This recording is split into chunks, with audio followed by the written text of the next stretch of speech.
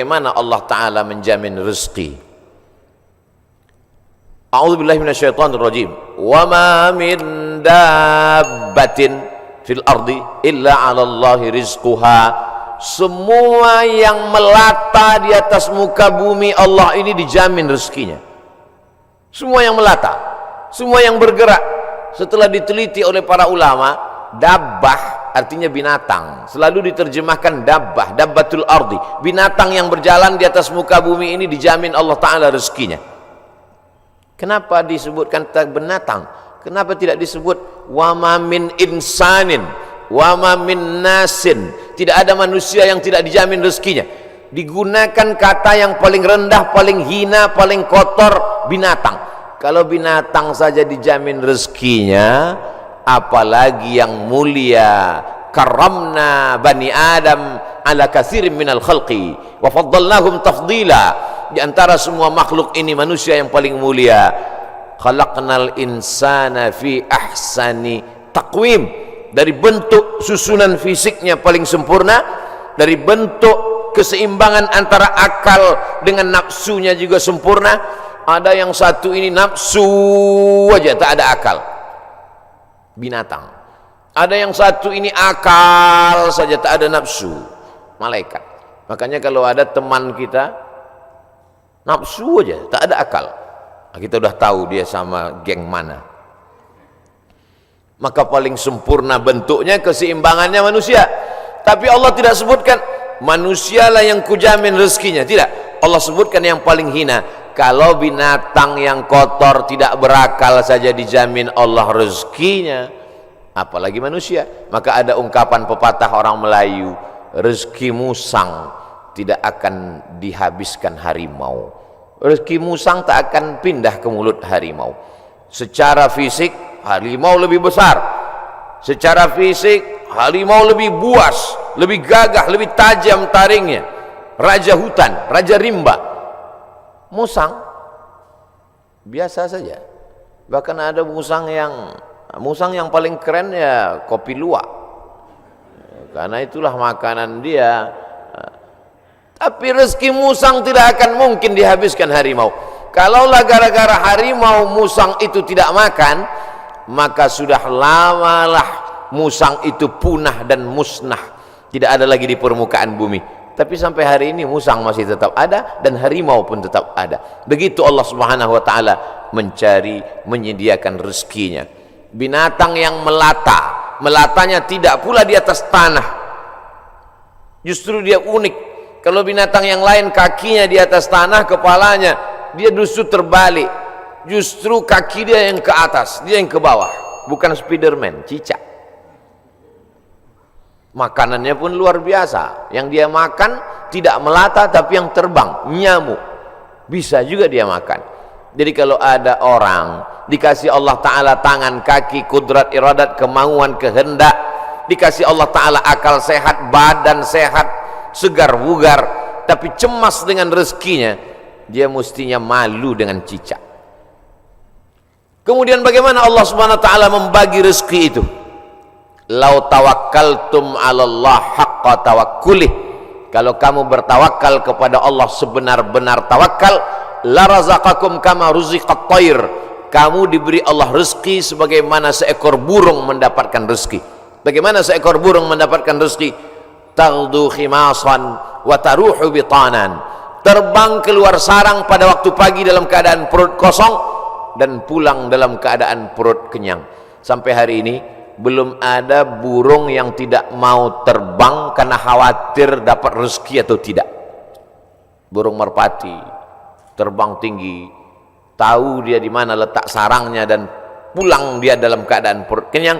Padahal yang diberikan Allah kepada dia cuma dua, paruh dengan cakar kakinya. Dengan dua itu bisa dia makan. Uniknya burung-burung ini adalah makanannya berada di dalam air, dia di atas udara, lalu kemudian dia hanya sebentar saja memantau, masuk dia ke dalam dan bisa diangkat kembali. Kalau tidak percaya pada isi ceramah saya ini, sering-sering nonton film yang isinya binatang aja, tentang flora dan fauna, tentang hewan, tentang burung. Aneh dan uniknya yang menyuruh kita untuk mempelajari binatang hewan ini adalah Allah Subhanahu wa taala. Tapi yang mempertontonkan kita, kameramennya sampai berbulan-bulan di dalam hutan untuk menampilkan, hanya memperlihatkan seekor burung bisa menangkap seekor ikan, untuk memperlihatkan bagaimana Allah membagi rezeki kepada kita. Sesungguhnya di balik konten yang luar biasa ada kameramen yang sangat tersiksa. Jadi besar sekali jasa kameramen. Jadi nanti kalau beberapa hari ini akan keluar gambar Abdul Somad ceramah di Masjid Sunda Kelapa sedang begini-begini, itu kameramennya luar biasa. Ini kameramen insyaallah masuk surga sama kamera-kameranya sekalian. Saudara yang dimuliakan, cuman kameramen kalau bisa matanya harus seimbang. Jadi jangan selamanya begini.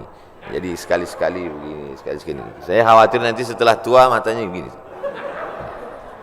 Selalu ada keseimbangan. Saudara yang dimuliakan Allah SWT, kamera itu pun juga adalah rezeki. Kenapa? Yuntafa'u bihi. Kapan kamera menjadi rezeki? Ketika dia bermanfaat. Kalau kamera hanya untuk mengambil gambar orang yang membuka aurat, maka itu bukan kamera rezeki, itu namanya kamera Sony. Itu namanya kamera laknat. Itu namanya kamera yang mendatangkan, bukan pada mereknya, bukan pada kameramennya, tapi apakah dia mendatangkan manfaat atau tidak. Begitu Allah SWT memberikan rezeki. Suatu ketika ada salah seorang dari wali-wali Allah, setelah mendengar ceramah Ustadz bagaimana perjalanan Ustadz berdakwah, bagaimana perjuangan Ustadz, saya menganggap Ustadz salah seorang dari wali-wali Allah. Kata jamaah, mendengar itu saya, ente kok tahu? Saya ini wali murid. Kaedah kewalian, la ya'riful wali illal wali. Yang tahu bahwa itu wali adalah wali juga. Jadi kalau ada orang mengatakan, menurut saya Kiai Anu itu wali, berarti dia wali. Lalu siapa yang tahu bahwa dia wali? Kamu mengatakan Kiai itu wali? Iya. Terus yang ngangkat kamu jadi wali siapa? Saya sendiri, kata dia. Ini namanya buceri, bule ngecat rambut sendiri. Karena dia klaim saja ada seorang wali Allah. Seorang wali Allah ini berjalan, dalam perjalanan panjangnya dia melihat ada seorang wali Allah juga yang duduk di gurun pasir hanya berzikir. Lalu wali yang berjalan bertanya kepada wali yang duduk, kamu kenapa duduk dari tadi tidak cari rezeki? Kata wali yang duduk, apa kau tidak tahu firman Allah, wa ma min dabbatin fil ardi illa 'ala Allahi rizquha. Semua makhluk yang melata di atas muka bumi Allah, rezekinya sudah dijamin Allah. Percaya kau pada ayat ini? Percaya, aku wali Allah. Kalau percaya kepada ayat bahwa rezeki dijamin Allah, untuk apa lagi kita cari rezeki? Kalau kau tidak percaya bahwa rezeki dijamin Allah, lihatlah di atas pohon kurma itu ada seekor burung. Sejak telurnya menetas, sayapnya patah, dia tidak bisa terbang, tapi dia tetap menjadi burung yang besar di atas pohon kurma. Kenapa? Kita lihat nanti. Tak lama terlihat datang burung lain membawakan makanan. Datang burung membawakan cacing, datang burung membawakan ikan. Naik ke atas pohon kurma yang di atasnya ada seekor burung yang patah sayap. Begitulah kalau Allah berkehendak, rezekinya dijamin Allah, dia tidak perlu terbang. Datang burung lain membawakan. Burung yang datang ini bukan ojek online. Burung lain datang membawakan tanpa perintah manusia. Allah memerintahkan hatinya. Oh, begitu. Iya.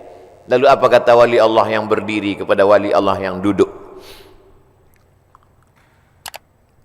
Kenapa kau tidak amalkan sunnah al-yadul ulya khairum minal yadis sufla? Kenapa engkau tidak memilih menjadi burung yang mendatangkan cacing dan ikan? Kenapa justru memilih menjadi burung yang duduk menunggu makanan datang? Mendengar itu wali Allah yang duduk itu tegak berdiri dan dia mengatakan, kalau begitu aku lebih memilih ingin menjadi burung yang membawakan makanan karena mengikut sunnah Rasulullah sallallahu alaihi wasallam. Al yadul ulya khairum minal yadis sufla, tangan di atas yang memberi lebih mulia daripada yang menerima. Artinya apa? Dengan rezeki, mencari rezeki, punya rezeki bermanfaat, maka orang itu lebih tinggi derajatnya daripada beriman, yakin, tapi hanya menanti menunggu. Makanya dalam Islam diajarkan al-mu'minul qawiyyu, seorang mukmin yang kuat, kuat fisiknya, kuat otaknya, kuat ilmunya, kuat finansialnya, kuat duitnya. Khairun, dia lebih baik di hadapan Allah. Wa ahabbu ilallah, lebih dicintai Allah. Minal mu'minid dha'if, daripada mukmin yang lemah. Wali Allah kalau menerima hadis mudah dia menerima. Ini contohnya. Wali Allah begitu menerima hadis langsung dia terima, dia langsung tegak berdiri. Jadi kalau ada hari ini orang yang diyakini sebagai wali Allah tapi bertentangan dengan sunnah-sunnah Rasulullah, maka sesungguhnya bukan wali Allah. Jadi wali apa? Wali setan. Suatu ketika ada seorang wali Allah membawa murid-muridnya untuk menemui seseorang yang dikatakan wali Allah. Diceritakan dalam kitab Ar-Risalah Al-Qushairiyah, Imam Abul Qasim Al-Qushairi. Murid-murid, kita mau ketemu dengan seorang wali Allah. Di mana Tuan Guru? Di masjid. Dia tidak pernah keluar masjid, dia dalam masjid.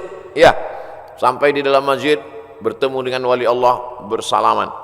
Tiba-tiba orang yang dikatakan wali Allah itu, maaf, meludah dalam masjid. Lalu kemudian saat itu juga sang guru berkata, mari kita tinggalkan orang ini bukan wali Allah. Kenapa Tuan Guru? Dia banyak karamahnya, dia mulia.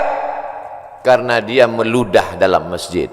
Perbuatannya bertentangan dengan syariat, bertentangan dengan sunnah Rasulullah SAW. Karena bumi yang paling mulia adalah masjid, meludah dalam masjid adalah menghinakan masjid, maka perbuatannya sudah menjatuhkan kedudukan dirinya di hadapan Allah karena bertentangan dengan sunnah Rasulullah sallallahu alaihi wasallam.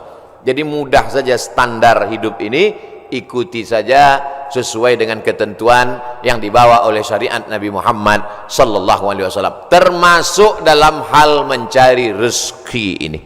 Kalau dia ikuti sunnah Rasulullah dengan cara yang halal, maka itu berarti dia adalah termasuk umat Muhammad sallallahu alaihi wasallam. Dia kaya Pak Ustadz, mobilnya mewah, mahal, rumahnya megah, hebat, tapi tidak pernah keluar rumah cari rezeki. Jangan-jangan punya babi ngepet, jangan-jangan tuyulnya 3 kontainer. Nahnu nahkumu bizawahir, kita menghukum orang itu dengan melihat zahirnya. Yang tahu batinnya hanya Allah Subhanahu wa taala. Wallahu yatawallas sarair. Ini pembahasan tentang rezeki. Lalu kemudian hubungannya dengan pandemi.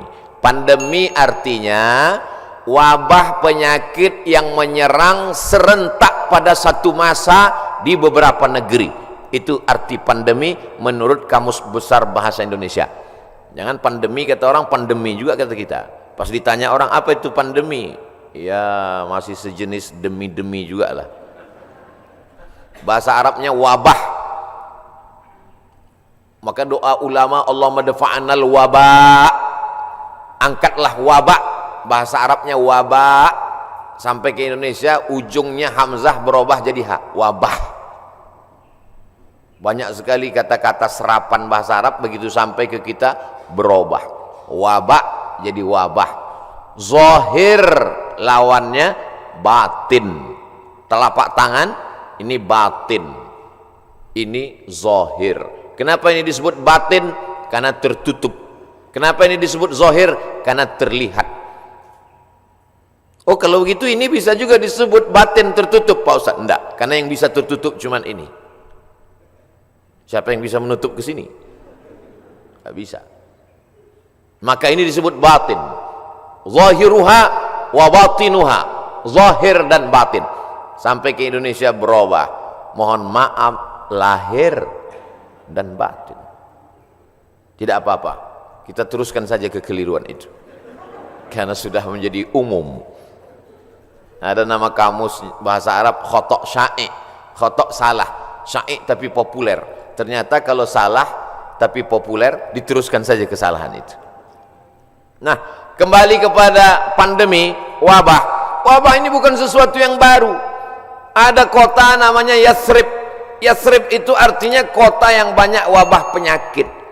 Nabi selalu merubah nama yang tidak baik kepada nama yang baik. Kamu mau kemana? Saya mau ke kampung wabah. Namanya saja sudah membuat kita memberikan efek negatif. Nama Abdul Somad, tempat tanggal lahir wabah COVID-19, maka memberikan efek yang tidak baik. Maka Nabi merubah nama yang tidak baik. Yathrib dirubah Nabi namanya menjadi Al-Madinah Al-Munawwarah, kota peradaban yang terang benderang. Kenapa terang benderang? Ketika Nabi datang ke sana, maka terang benderanglah hati mereka, terang benderang pikiran mereka, terang benderang kota Madinah. Mereka sambut dengan Tola'al Badru alaina. Badru artinya bulan purnama yang terang benderang. Kalau bulan itu bulat, namanya Badar. Kalau bulannya masih sabit, namanya hilal. Yang selalu dicari-cari orang, hilal. Hati-hati kalau ibu punya suami hilal. Saudaraku yang dimuliakan Allah Subhanahu wa taala. Maka pandemi, wabah menyebar sudah terjadi sejak lama. Makanya dalam hadis dikatakan al-mat'unu syahid. Orang yang meninggal karena wabah ta'un, wabah penyakit, pandemi, maka dia mati syahid. Saudara kita, sahabat kita, kawan kita, tetangga kita, satu sekolah dengan kita, meninggal dunia. Berikan kabar gembira kepada istrinya kalau suaminya meninggal. Sabar Pak, dia meninggal sebagai seorang syahid. Wala taqulu liman yuqtalu fi sabilillahi amwat. Jangan kau katakan orang yang mati syahid itu mati, bal ahya, mereka hidup. Tapi mereka meninggalnya ketika mau Idul Fitri, Pak Ustadz, bajunya sudah dibeli. Ada yang lebih sayang kepada dia daripada kita. Kita tidak tahu entah apa amal dia sehingga Allah memilih dia untuk berhari raya bersama para malaikat, bersama Allah Subhanahu wa taala. Maka mendengar cerita kita itu lapang dadanya. Kata-kata kita mestilah menjadi setawar sedingin, menawarkan hati yang luka, mendinginkan hati yang panas dari ucapan kata-kata yang menyejukkan. Kalau kita tidak bisa menenangkan orang dengan materi, maka tenangkanlah dengan kata-kata. Rezeki di masa pandemi berkurang. Berapa banyak pegawai, pekerja perusahaan yang di PHK, dirumahkan, kolaps perusahaan, bisnis. Bahkan ada seorang bisnismen yang cerita ke saya, Ustadz Somad, semua bisnis buatan manusia hancur roboh diterjang badai pandemi COVID-19. Yang bisa bertahan adalah yang buatan Allah Subhanahu wa taala. Tanaman kelapa sawit, harga karet, kelapa bertahan. Bisnis yang diciptakan, dibuat manusia, dikreasikan manusia, tumbang Pak Ustadz. Tapi orang beriman tidak pernah berputus asa. Kenapa? Karena dia melihat, memandang itu sebagai hakikat yang datang dari Allah Subhanahu wa taala. Dia berpikir cerdas. Dulu ketika rezeki saya lancar, bisnis saya sampai tidak sempat ke masjid Ustaz, sampai tidak sempat ikut pengajian. Alhamdulillah, dengan adanya pandemi ini kami masih bisa menyekolahkan anak, masih bisa makan, mungkin rezeki berkurang, tapi saya lebih sering ngaji Pak Ustaz.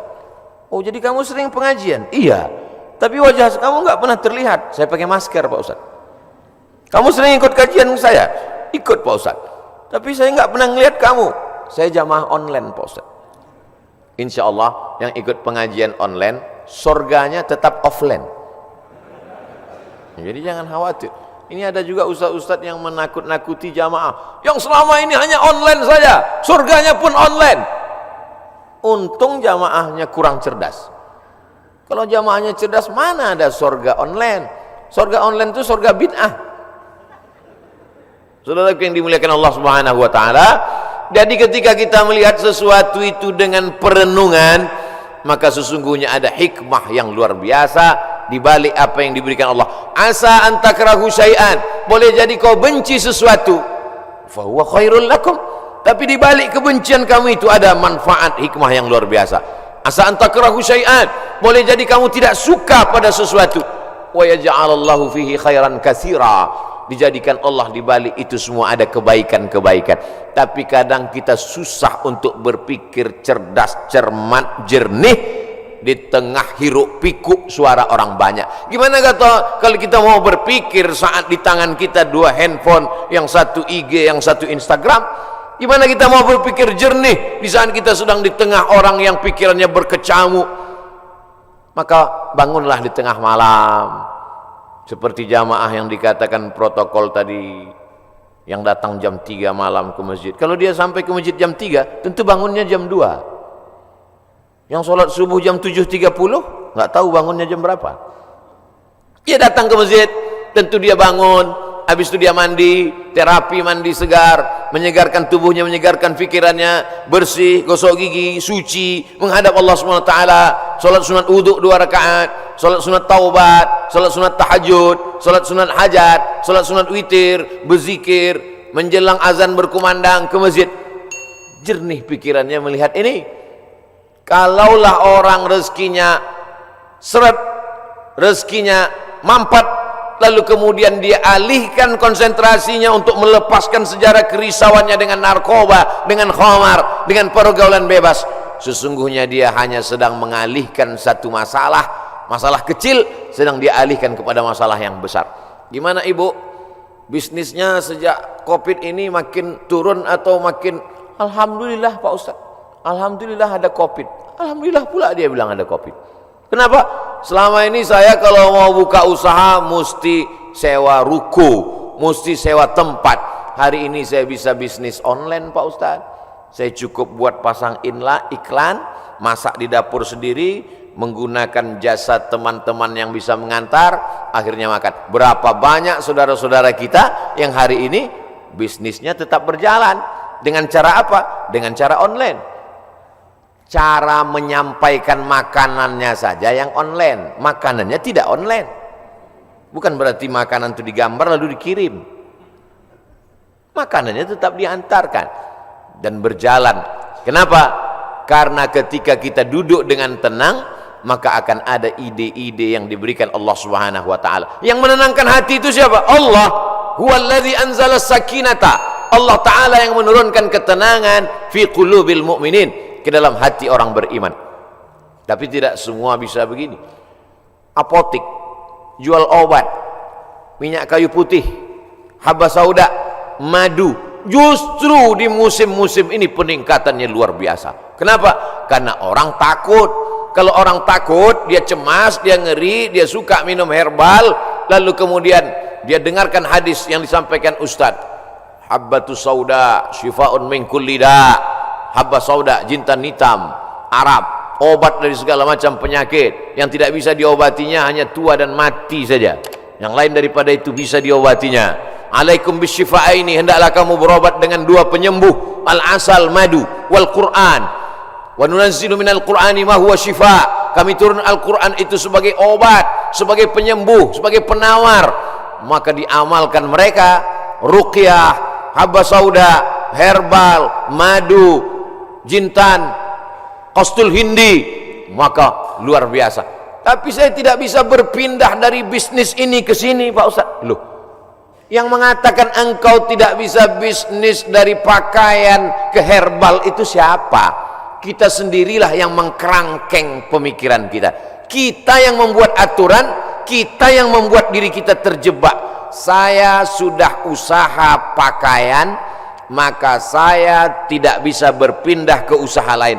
Yang membuat kaedah itu dia diri dia sendiri, dia sendiri membuat kerangkeng, dia sendiri yang berada di dalam, dia sendiri yang menguncinya. Itu sama seperti orang yang membuat kerangkeng besi, dia masuk ke dalam, dia kunci dari dalam, dia buang kuncinya keluar.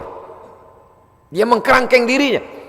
Kamu bisa berpindah dari dagangan pakaian ke jualan herbal, berpindah dari berdagang bisnis ini beralih ke sini. Itu adalah pilihan yang ada pada diri kita sendiri. Ada pilihan yang tidak bisa kita pilih. Abdul Somad menjadi orang Melayu, datang dari pulau Sumatera, itu tidak bisa kita memilih. Saya tidak bisa memilih. Malaikat tidak pernah dulu memberikan saya pilihan di alam rahim, Abdul Somad, kau mau jadi orang mana? Mau jadi orang Amsterdam atau mau jadi orang Riau? Tak ada. Itu bukan pilihan saya. Itu pilihan takdir dari Allah Subhanahu wa taala. Tapi ada masanya kita bisa memilih antara bisnis ini atau ini, beralih ini atau ini. Ustaz, ada yang mau saya tanyakan Ustaz? Ya, silakan. Bolehkah saya beralih bisnis? Boleh. Yang tak boleh beralih ke lain hati. Saudaraku yang dimuliakan Allah Subhanahu wa taala. Jadi bagaimana tiba-tiba pikiran kita menjadi sempit sampai tidak nampak solusi? Bagaimana tiba-tiba hati kita ini menjadi beku sampai semuanya terasa menyulitkan, menyusahkan kita? Maka Allah Subhanahu wa taala memberikan kita kelapangan. Man lazimal istighfar, siapa yang melazimkan istighfar, mengistiqomahkan, mengamalkan istighfar, ja'alallahu lahu min kulli dhiqin makhraja. Habis waktu ceramah. Oh, matahari terbit. Hebatnya di Masjid Agung Sunda Kelapa. Setiap matahari terbit, bunyi alarm. Setiap matahari terbit, bunyi alarm. Setiap matahari terbit, bunyi alarm. Lama-lama jamaah mengambil kesimpulan bahwa kalau alarm tidak berbunyi, matahari tidak terbit. Kalau ada usaha, baru ada rezeki. Kalau ada usaha, baru ada rezeki. Kalau ada usaha, baru ada rezeki. Kalau tidak ada usaha, berarti tidak ada rezeki. Rezeki terbagi dua. Ada rezeki yang bersifat mauhibah, pemberian Allah. Ada rezeki yang bersifat al-kasbu, usaha. Dan berapa banyak rezeki yang berdasarkan pemberian Allah Ta'ala jauh lebih besar daripada usaha. Tapi jangan gara-gara ini lalu orang tidak mau berusaha. Usaha datang dari kita, pemberian datang dari Allah. Cobalah tanya bisnismen orang-orang kaya itu, apakah dari usahanya itu datang? Berapa banyak usahanya biasa saja, tapi pemberian Allah Subhanahu wa taala luar biasa. Yang dinilai Allah adalah bagaimana seorang hamba berusaha. Itulah ahlus sunnah wal jamaah. Adapun orang yang berpangku tangan menunggu hujan turun dari langit, mereka adalah ahlul bid'ah wad dhalalah. Namanya kelompok Jabariyah. Al-Jabr. Ada wali nikah itu namanya wali majbur, wali yang boleh memaksa. Jabariyah orang yang terpaksa. Kata dia, hidup dia ini terpaksa karena takdir. Kau kenapa tidak berusaha? Semua sudah ditakdirkan Allah. Kau kenapa mabuk? Saya tidak ada niat mabuk Pak Ustadz, saya terpaksa karena takdir. Dua salah dia. Pertama, dia berbuat dosa. Yang kedua, dia mengkambing hitamkan Tuhan atas segala dosa-dosanya. Maka orang seperti ini dihukum double oleh Sayyidina Umar bin Khattab. Pada zaman Umar pun spesies manusia seperti ini sudah ada. Yang sekarang ini hanya pengikut-pengikutnya saja, neonya, model barunya muncul di zaman modern ini. Maka orang seperti ini bukan ahlu sunnah. Ahlu sunnah adalah berkeyakinan bahwa rezeki dijamin Allah, tapi dia juga berusaha. Menurut Imam Abul Hasan Al-Asy'ari, maka itulah yang disebut dengan al-kasbu wal ikhtiar. Ada usaha. Subuh ini saya sudah ditakdirkan Allah Subhanahu wa taala ada 2 minuman. Yang berada di atas meja ini walaupun nampaknya 3, yang minuman 2, yang ini hand sanitizer. Lalu kemudian saya boleh memilih antara 3 ini. Yang mana yang mau dipinum, boleh pilih. Mau yang ini atau yang ini, tapi jangan yang ini. Ketika dia sudah diberikan kepada saya, maka ini milik saya, ini udah takdir saya, ini ketetapan untuk saya. Tapi saya mesti menggerakkan tangan saya, mesti memasukkannya ke mulut saya. Semuanya datang dari Allah. Gerak ini tangan bisa bergerak, itu pun dari Allah. Hati ini untuk condong kemana, itu pun dari Allah. Itulah mengapa dikatakan wallahu khalaqakum wa ma ta'malun. Allah menciptakan kamu dan perbuatan kamu. Perbuatan kamu itu pun juga ciptaan Allah, karena semua datang dari Allah. Menulis, tangan yang menulis ciptaan Allah.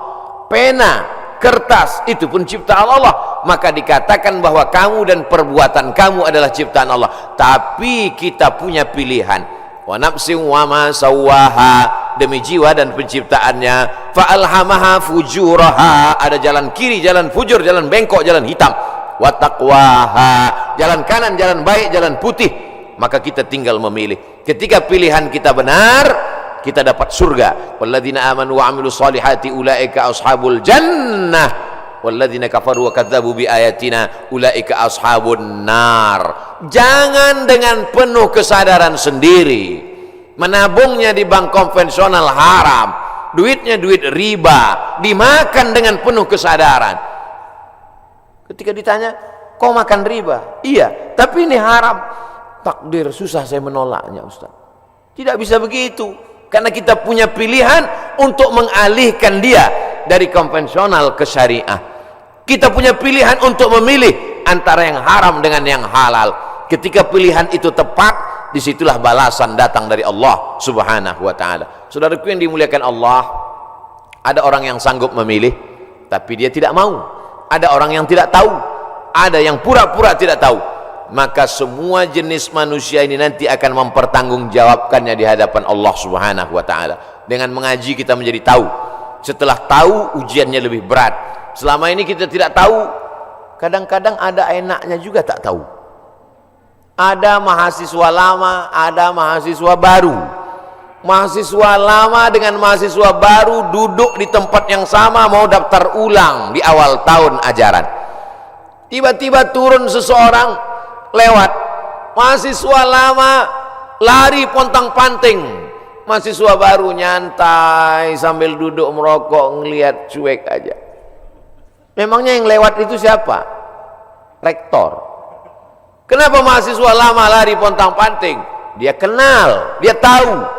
Kenapa mahasiswa baru cuek saja seperti tak ada masalah? Karena tidak tahu. Makanya banyak orang sekarang tidak mau tahu dengan agama. Kenapa? Karena kalau saya tahu nanti jadi takut. Padahal takut itulah yang dipesankan oleh khotib di atas mimbar. Takutlah kepada Allah. Itulah yang kita tanamkan selama Ramadan 30 hari, 30 malam. Malamnya qiyam, siangnya siam. Akhir daripada target puasa itu adalah la'allakum tattaqun, takut. Salat, tegak, ruku, sujud, subuh, zuhur, asar, maghrib, isya, tahajud, witir, doa, qabliyah, ba'diyah. Apa yang ingin dicapai? Inna salata tanha anil fahsya wal munkar.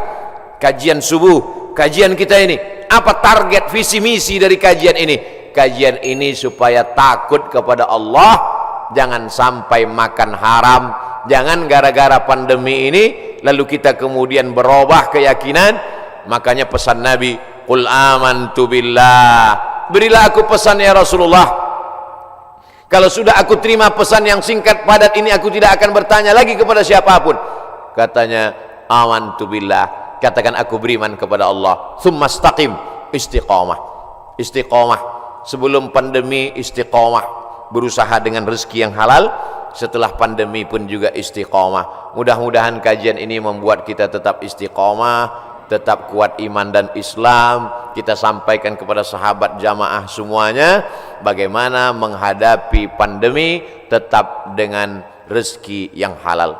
Mudah-mudahan kita selalu dalam ridha Allah Subhanahu wa ta'ala. Lebih kurang 60 menit, kurang-kurang sedikit mohon dimaafkan.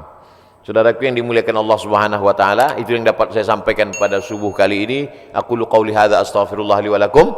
Selanjutnya saya kembalikan ke protokol. Wassalamualaikum warahmatullahi wabarakatuh.